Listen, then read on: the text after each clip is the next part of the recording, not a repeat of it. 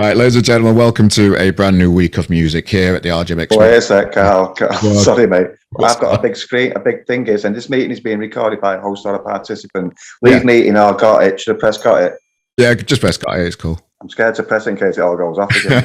What did you press wrong then? Oh, I've done it. I'm fucked for that. So, ladies and gentlemen, welcome to a brand new podcast this week. Another new week of music. We're joining you here on a Monday, and we've got a bit of a legend of the Manchester music scene on his hands here today. We've got Dermo. Hi, mate. How you doing, pal?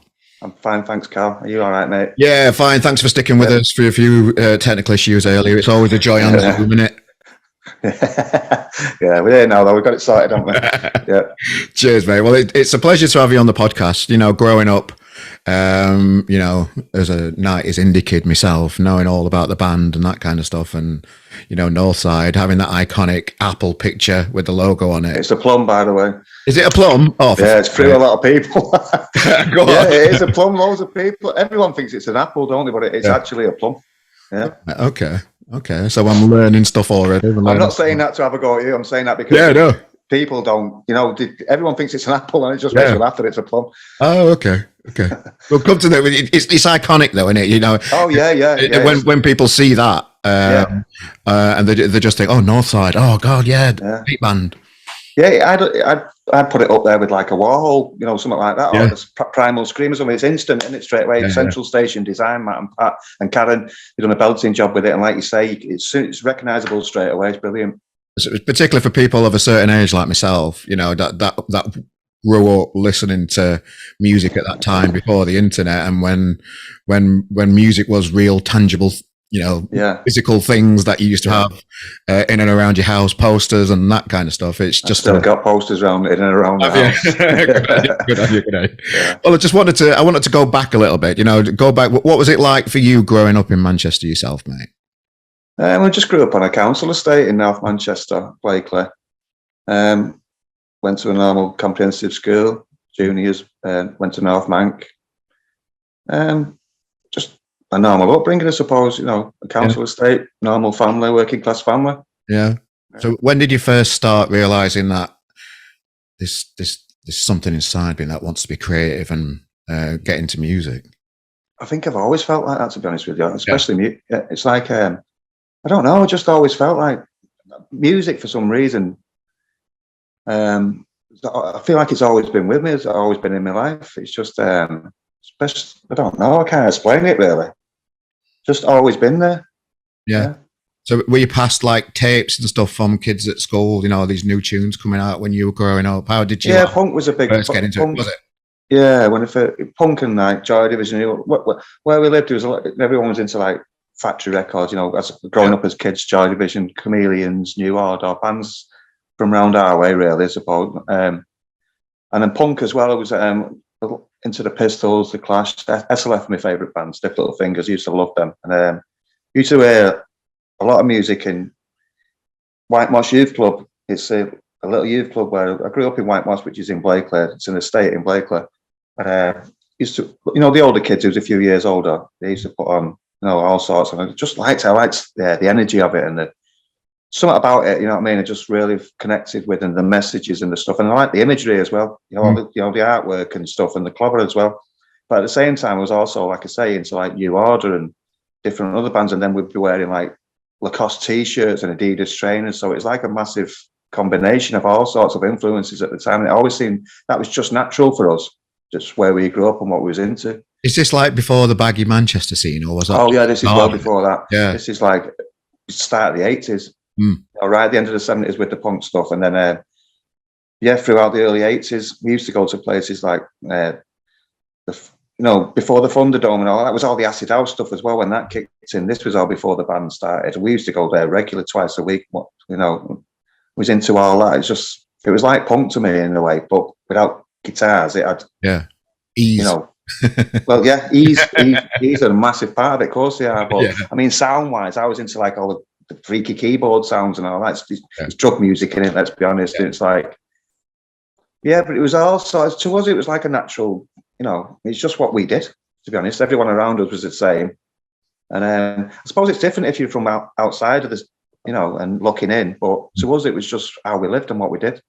Well, I was outside looking in from Sheffield, and my Yeah, so a lot of my friends were a little bit older than me, and they were more, and they were allowed to go out to these acid house parties where I was just a little bit too young just to be allowed to, yeah, go there and go and express yourself through that kind of stuff.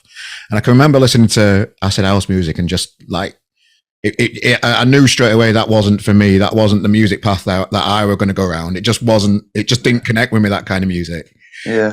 But I was passed a tape by the Wonder Stuff, believe it or not. I And love the Wonder Stuff. The first album was man, brilliant. it was 8 Leg Groove Machine, a We tape. was into that at the same time as well. Yeah, Oh wow, it okay. was massive. We used to see them a lot at the Ritz and the Wedding Present as well. Yeah, You yeah, had all that in, that scene as well. yeah. Sorry for jumping in there, but it's just that you Ah, reminded me of the Wonder Stuff, and they was a big band that we was into at the time. Yeah, yeah. Yeah, no, it's great. 'Cause I'm just reminiscing on the times, really, and then because I knew Acid House wasn't for me, even though were mad on it, and just like blinkered with it. Really, I was just like, yeah, it's yeah. all right. I can see the point. I can see the point of it. But then the more indie vibes started to grab me. The Wonder Stuff, Wedding Present, like you mentioned. Yeah. It was the fact that it was illegal as well, though, the Hmm. warehouse parties and stuff Yeah, like that. The danger and the excitement that goes with just it. to find out When you're a where young kid, when you're going to find uh, out. You find out yeah, earlier. you find out on the night and all that. You'd be like a Yeah, big convoy and everything. It was just like, it was, all that. So to me, it was pure excitement and everything. I yeah. loved it. You know what I mean? It was like, it's unexplainable, and you have to be, it's of its time and all that. But Yeah, you can go out on a weekend and go and enjoy yourself and have an adventure, can't you? But yeah, you can't really have an adventure like those days, really. no, no. No, and you used to do it 4 or 5 times a week, didn't you? Now it's once you're in bed for 3 days. Yeah, Well, but yeah, there was yeah, musically all that, it all seemed to be. It was like all a melting pot at the time, And I think that I like to think it comes through. And I mean, Talking Heads was another massive band for us. yeah, Talking, like the rhythm section. I mean, I think you can hear a lot of that in our music. Like fast upbeat bass lines and hi-hats and snare. You know what I mean? Talking Heads did a lot of that, and that all came into it. Hip hop as well, like you had Rob Bass and DJ, all sorts of stuff. It was. what I a like time. I like lyrics. You see, I was into. Yeah. I've always wrote words, and I've always like wordplay. I'm into wordplay. I can backwards. I can write words backwards in my head, and not straight away give me a word, and one of them. It's like I don't know. Just always been into lyrics, especially things that are not too. I like discovering things within things, if that makes sense. Yeah. Yeah. And like, Were you great at English at school then? oh, that was one of the things. Yeah, I suppose it was English language. I really liked it. I enjoyed it. Yeah, I was.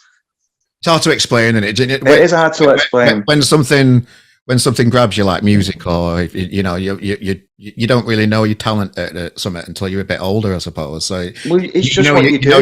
You enjoy it, but you don't know why yet when you're at that age. Well, I don't like to know why, if that makes any sense. Yeah. I've said this before. I think as soon as you know the answer to things, well, it's over, isn't it? Yeah. Where'd you go from there? I like not knowing and always discovering things within people. I'm a people watcher and observer. I'm into. I find it fascinating. I find pretty much everything fascinating. It's like it does. It's like especially music as well. It's like there's always something. Like yesterday, I was working on a tune, and it's an hour before you're actually sat in that room, you've got this idea, and then the next minute it starts creating itself. You're going from an idea. It's like an hour later, you go, "Where's that come from?" It's like.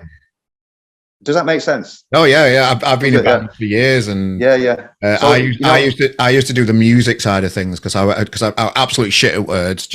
It just ended up cheesy love shit when I tried to write a song. It was just poor. But I were decent at writing a melody on a guitar. Yeah, well, that's what I'm into. I like arrangements and putting it together. And I can't play an instrument myself really, although I've done a bit of keyboard on these tunes. But it's just like I can hear what it should sound like, and I can hear melodies, so I'll sing the parts to people. Can you play that, this, that, and the other? That's So like a similar kind of upbringing, I suppose, with like music and being past tapes and finding out all these different genres are, and just John Peel show and stuff like. John Peel show, just jumping into all this music that's around us and swamping ourselves in it. How did you get together with the lads from Northside? How did that start to get together? Well, we lived in pretty much a couple of miles apart at the most. You know, we all lived in the same areas, Moston and Blakely, North Manchester. That's the name of the band, isn't it? Northside. Cliff was the bass player. He came round. I was living in the flats in Blakely on Skeleton Court, and Cliff he's a few years. He's about 3 or 4 years younger than me, and he was great mates with my younger brother. And he had a bass. I was always into music. You know, like I say, he was there, but he came round anyway one day with his bass, and he put his jumper over his head because he was a bit shy and all that, and started playing it. And he just had this. He had to take a trip. This bass line pretty much done. And I heard it and I went, "That's lethal. I'm having that straight away." And practically the same day, I wrote the words to it.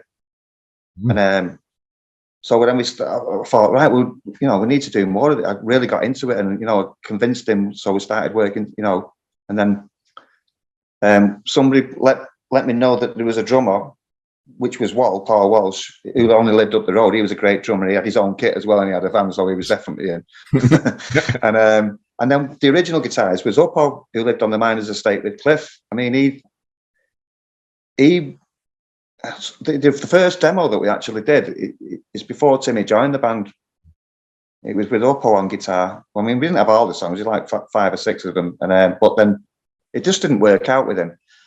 And so then we got Timmy in, and he was, you know, a great guitarist, and made them songs his own. And then we obviously started writing. A personality thing with him, or like because I just don't think he was cut out for it, which is a shame, because he was a nice lad, you know what I mean, and he was a good guitarist, you know. But I don't think he was into that. But just some people are, some people aren't. Fair enough. Yeah. Okay. Yeah. So then they formed. And how long were you just rehearsing and doing the odd gig before things started to like pick up for you? Well, it was a long time. Well, it was about 12 months, I'd say. We used to practice in it was like an old school in Miles Platting, which has been flattened. Holland Street Sports Centre, it was called, and we used to rehearse in there, like in the classrooms. We did have it's like you're just rehearsing in a kid's classroom, and all your mates are sat there. There was 4 of us in the band, and about 15 lads around us, all drinking 2 litres and having a spliff, you know, and all smoking away. It was just playing there. And then on Sun, so it was like you had a crowd anyway, right from the off. Nice. As in, you got to face them, and you know, there was no time to be shy on the mic and all that, because he was in at the deep end straight away in a way. And then on Sunday mornings, we used to practice in a big hall that was there. You'd have all the kids doing all the, you know, throwing the sticks in the air, doing cartwheels. Oh, nice. We're knocking LSD out through the PA, innit? So it was just mad, but it was great.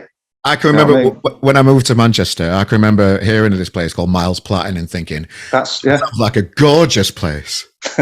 I've been there a few times. I've been to, you know, Anton's MMTV place there. I've been there a few times. Yeah. The practice rooms with this, up next to Canal, innit? Where it used to be. I think he's moved now. Yeah.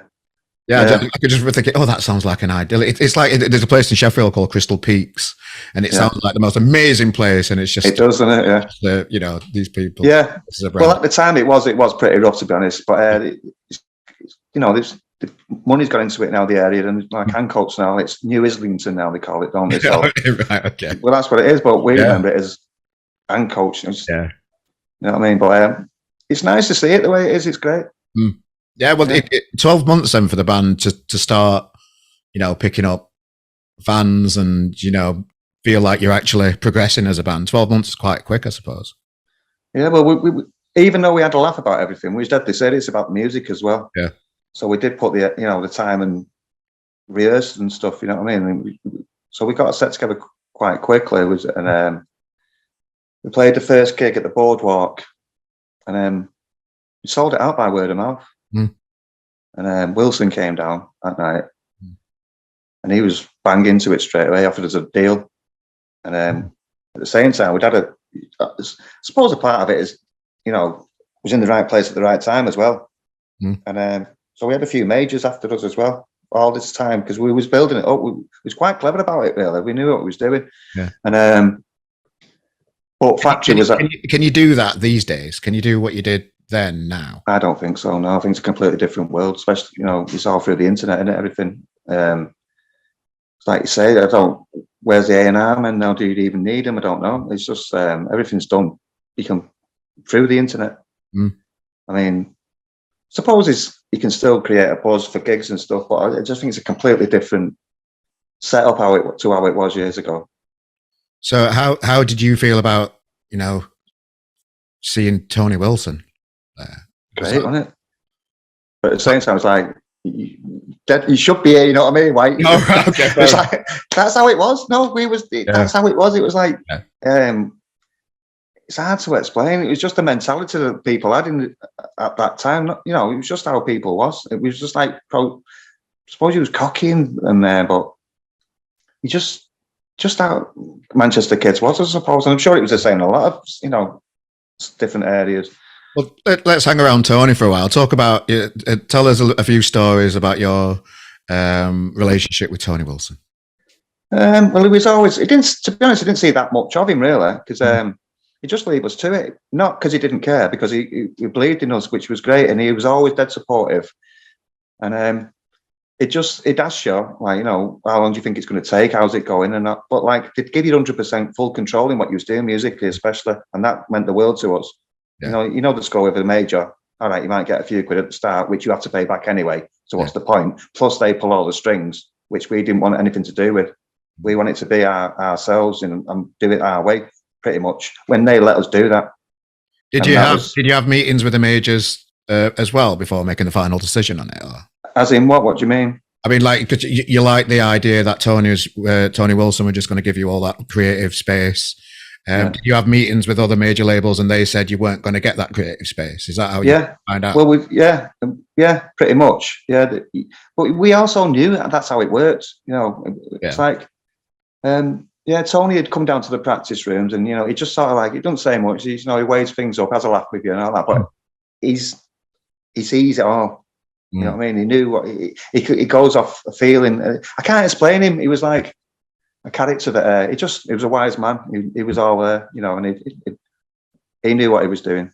What stage were Factory at that point?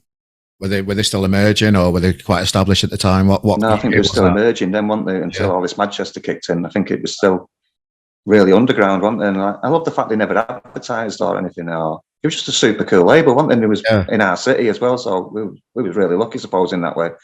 Probably the best label in the world, as far as I'm concerned. What was the day like? Because you mentioned Factory Records before actually signing for them, so you knew how. Well, yeah, we was into Joy Division and New Order, weren't we, and all that sort. And we liked the artwork, and like I said, they never advertised, and it was dead cool, you know. And just the way they went about things, the business side. I know they lost a lot of money and all the rest of it, but when the age we was, with the mindset we had and the place we lived and all that, the way Factory was to us was. It was everything, you know. It's just what they stood for and the way they went about it. It's like a punk attitude, wasn't it? And I'm into, you know, that was my mindset anyway. It still is. Yeah. It's, to me, you know, it has to be real. Yeah. And they was real. What was the actual day like signing with Factory? What was the process that you went through? Was it just? We went to Laser Quest. Did you? Yeah, Laser Quest in town, opposite the Ritz. Yeah, it's gone years ago, but we was in there, and it was us against the bouncers from the Hacienda, you know, shooting each other and all that. So it was just a massive party. It was great. Yeah. All right, and then just sign a piece of paper at the end, and then you're off. Well, no, they had like no. It sounds like it was just all absolute madness, which it was, but it was also it was also, you know, there wasn't daft about it. It was like, you know, we still signed the contract and all that there. It was all, pretty much. The holy grail of a record deal then. So it's happening. So what did that mean to you as a band after signing the record deal? What did, you know, your career in music, how did it change after signing that piece of paper? Well, it was the beginning, wasn't it? It was like, it was real then. It was, how did it change? As in, well, we could go and start recording then properly and back, you know, got some equipment. We didn't take much in the way of an advance because we just bought a few grand for equipment for like, you know, amps and guitars and stuff, which I think was a wise move on our behalf again, because like I say, if you get a massive advance, you've got to pay it all back. Yeah. So what's the point? So, but yeah, we could start recording then, which we did do with Ian Broder.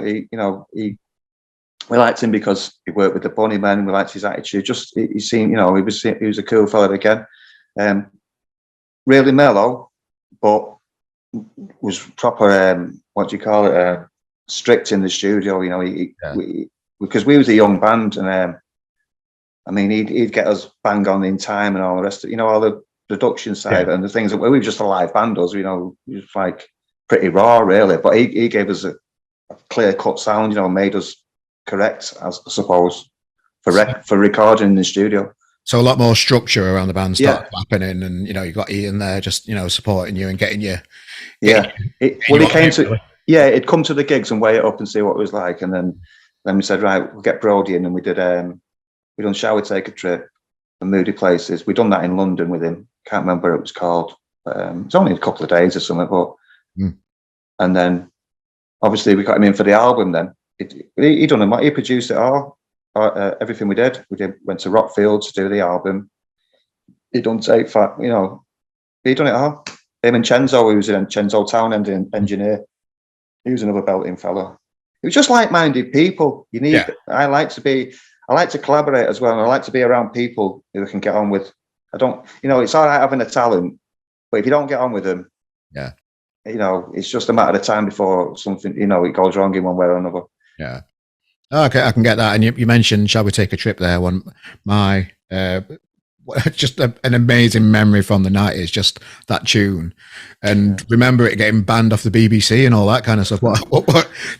What you know, fucking BBC, they're a nightmare, aren't they? I know. Well, it starts with LSD, don't it? They don't like that, do they? It's like, it's pounds, shillings, and pence in old school money. Well, it wasn't having it. And we've done that. You just reminded me, we've done that. You know, the Brit Awards in '91, Wembley Arena. Well, there's loads of bands on. We was one of the bands, and they said to us, "You can't play LSD." You know what I mean? Because they have a minute delay on it, don't they? Yeah. But anyway, we got on there straight away, started with Trip. 15,000 people just rushed to the front, but they cut it out and then they've gone to pieces and all that. They're all flapping in the background. We were just laughing, carried on. It's great. So, what can you remember from that night at the Brits in '91? Then, Not much really. Who else was there? Like, what other bands can you remember? I think the Mondays was on James. Yeah. 808 State. Yeah. There was loads. That was like a Manchester there. And then the next night you had like bands like The Cure who were love as well. You had The Cure, and The Wedding Present I think was on, and you know, it was like more of an indie gothic kind of night over the 2 week. It was 2 nights I think it was over the weekend. Wembley Arena was lethal. So Manchester, pretty much Manchester on tour down in London, showing them how it's done, type thing. You said it, yeah. Fair enough. Well, I can imagine Mondays, your lot. Yeah. Oh, it's chaos. But you're not fucking about, aren't we? All lot. No. It was a similar thing at Elland Road. Right. You know, that big one we did there with them. But you had the farm, so you had the Lars as well. So it was like a Manchester Scouts thing as well. But we always got on with them lot. It was great. Yeah. Yeah. So the big album happened. And then talk us through what happened. Well, we toured that. We was touring a lot. We played all over. We played all over Europe, Roskilde, festivals, you know, stuff like that. UK tours, top to bottom. And then we went to it. We done that new music seminar in New York. Yeah. The Mondays again. Adamska, he was on. Guy called Gerald, Delight. It was like from Manchester with Love. It was called. That was great. What a weekend that was. And then we done Japan. Played over in Japan and toured there. That was great as well. Did it change you, that kind of success? Did it change you or any? No, just enjoyed it even more. Yeah, didn't you? I don't think it changed us. No, not at all. It was just what a great to play the world. The holy grail in it for somebody creative. Like, of course it is. Yeah, it's holy grail traveling the world and playing these tunes. It's exactly what you just said. It was just going to places like that was just more of a chance for us to play our music to other people. You know, so we bring it on. You know what I mean? We loved it. And you know, inevitably with bands, things change, and the dynamics of a band must have changed for it not to carry on for the rest of your life. Yeah, well, with Factory folding as well, and we was only, like I say, we was only young kids, and the manager was the same age as us in school. And then I always thought if we'd have just took some time out for maybe 6 months, you know, just came away from it, but you know, and then got our heads together, got a plan, and then came back. But we never really did, and it just sort of drifted apart. You know, that's what happened. Like I say, we didn't have anyone to really make sense of the situation for us and with us. So did you go back to like, you know, a normal day job type thing then, Dermo? What did you do when? No, I just drank myself silly for about 15 years. Fair enough. And just always got into music. You know, I still do the DJing and you know, just living the life without making the music, I suppose. Yeah. Which I really, really missed. Yeah, I really missed it, and you know, when there was a few attempts. There was a few attempts at reforming, weren't there? Yeah, but it wasn't nothing serious. It was just, I don't know, it was just something to pass the time. That, but But at the meantime, when I was doing that, I was always still writing words and having melodies, like you say, and putting them down in one form or another. So I was always doing that, but I had no outlet. Yeah. You know, not one that I was happy with, a situation where I wanted to be in. It was just didn't seem the right time or the right people around me. And then, but I kept, like I say, I kept these ideas and to keep writing them. So I've amassed a load of stuff. Yeah. What I've got versions of in one form or another, that's why I'm doing what I'm going to do now with this solo stuff. Well, obviously, it was great to see you, playing 33 Oldham Street the other day and selling it out again. And just, yeah, I can remember seeing some photos from the gig and just thinking, the crowd are still going mad for these tunes, aren't they? Yeah. There was young kids as well there, a lot of young kids there, and I was really happy about that. Yeah. Who've they must get. Well, we did. I think what was a big help at the time, a few months ago, we did one of them listening parties for Tim Burgess, and the response was unbelievable. I was like blown away by it all, and so it made me start thinking about maybe do something and like. So I think a lot of youngsters over the years as well got because they hear about Manchester and Factory and all the rest of it, and that they're picking up on it because there seems to be a lot of people tuning into it, new people. I mean, and I'm all for that. No, it's great. It's even with like the Liam Gallagher thing, all his fans now are, kids just, out of school, university, just a brand new generation of people that are soaking up the Manchester music scene again. Yeah, but it's because he's real as well, isn't it? What I mean? People recognise that. They know when you're a fake. They see through it and they know it's just a scene or a skit. It's not. But when it's actually what you are and who you are. It eventually, you can't take that away from them. That's never going to die. And they don't know when he goes on that stage and does what he does. It means it, and people see that and they love it. It's how they recognise themselves in some form when they see that. They must do. So you sold out this gig, and you've got a tour coming up with the man Ian Brown. What kind of relationship have you had with Ian over the years? Well, I've always kept in touch. We've always, he's the geezer, isn't he? You know what I mean? He's got a lot of respect for Ian. He means it, man, for real, and I really admire his music and the way he goes about things and just the way he handles himself. And like I say, we've always kept in touch because we've got similar interests in music and punk and stuff. And he just sent me a message out of the blue, a text saying, I want you to support on the tour. I thought he was joking at first. And so obviously when I realised he was, he meant it. Yeah. That was it then. I mean, we just started rehearsing as well, me and Steve, the lad who plays guitar with me. Yeah.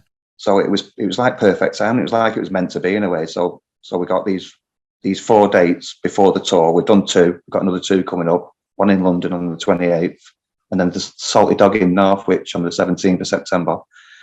And they're like, they are warm-ups, but we're treating them exactly the same as we would with Ian. You know what I mean? I'm not saying tour. It's not like, these are only this. No, we give it 100% whatever. Yeah. Yeah. That must be. We'll put a link to the gigs and everything on. Nice one. Interviews and all that kind of stuff for you on your website, just so people can just embrace the tunes. So, what are the tunes? So, a lot of new tunes, then, I presume. Yeah. All the writing you've been doing. Yeah. Well, what we have to do, because it's only a 2-piece, we've programmed the backing tracks, the bass and drums. So that's took a lot of time. It's not as it takes up a lot of time because it just does because if you want it to be right, spot on. I mean, it's easy to just put something behind it, but I wanted it to be exactly the same note for note, pretty much, which it is. He's done, the lad who we work with, Chris. He's done the programming for us, and he's done a belting job. He's got it bang on. So, would you want a full real? Well, when I say real, I mean like live drum experience behind you at some? I'm not sure. Maybe in time, but at the moment, this works, and it feels great doing it this way. So I don't know. You never know, dear, what's going to happen. But as it is now, we're really enjoying the way it is. Yeah. So how has the sound developed? What kind of emotions are it invoking at the minute compared to like the early days when you were just probably chucking a tune out and then they blow up? How do you feel your songs are standing up to history? Well, we played, as we've been, like I say, we played a few at the Manchester gig. People were saying they genuinely really liked them, which I had a joke about. I said, normally when bands play the new stuff, everyone goes to the bar, don't they? Yeah. For a pint, you know what I mean? They do. That's how it works. But so I had a joke about that. But nobody moved. Everyone seriously was into it. I mean, they're great songs, arrangements. I'm into arrangements, and we've worked on these songs, and they're sounding really good. Honestly, I've done a song called Vultures a while ago. It's only yesterday. We've been working on it. Wait till you hear that; it's going to blow your face off. Nice, mate. Telling you. So what I'm saying is they're sounding great, and people are really reacting to them. And that's not me blowing up. That's the truth. Okay. That's other people's responses, which I'm telling you about. And that's great. It's exciting times, mate. I'm probably looking forward to getting along to one of your gigs as well, and just checking it all out live. Yeah. Of course. Yeah. Is there anything that you'd like to share with, I don't know, some of us older generations, some Northside fans that might be, seeing you embark on this tour? Is there a message that you've got for them out there? Just come down. It's not just about nostalgia, even though you get all the tunes, but like you just said, it feels really fresh to me. It's like I woke up again, and this is perfect. I really feel happy doing this. I'm looking forward to it. It's not just something I'm getting off on it, really getting off on it. And like I say, and the new songs as well, mixing them all together and getting out there. I'm really ready for it. And how, just one last thing on the tour with Ian Brown coming up again, we'll put links to it all just so people can have pick out the local venue and just get involved with it. What's it going to be like getting back on the big stages again and having people like Ian Brown around you? That must be mind blowing, just at this stage of your career, just to have this opportunity again. Yeah, I suppose it is. Yeah, it is mind blowing. But like, I just can't wait to do it. To be honest with you, you know what I mean? Just can't wait. Bring it on. The more the merrier, as far as I'm concerned. It's great. To me, it's like a fresh start in a mad kind of way. Like, in a way, I feel like I blew it a lot in the past, where I just went. I wasn't in the right. A lot of stuff's happened. There was a lot of deaths. A lot of stuff that I don't really want to talk about, but like it's like when we first started, my brother and my best mate both killed themselves, right? Just as we'd started, right? So I never really dealt with that. So when we stopped making the music, when the band split up, we were still only kids, and that's when it really hit me. And then ever since, there's been a lot, like with Timmy and our Northside guitar. Not to go on about that too much, but it feels like I've actually. Now is the time to do it properly, you know what I mean? And this is what we're going to do, and I can't wait. Nice one, mate. Well, Dermo, thanks for joining us for this podcast and catching up. Very much appreciated, mate. Follow the links in the description to grab a ticket to catch him live and just see this exciting new project that's happening out there in the world. And yeah, thanks, mate. Appreciate your time. No problem, Carl. Thank you. And thanks for the patience at the start. I like your t-shirt, by the way, as well. Nice. Thank you. All right.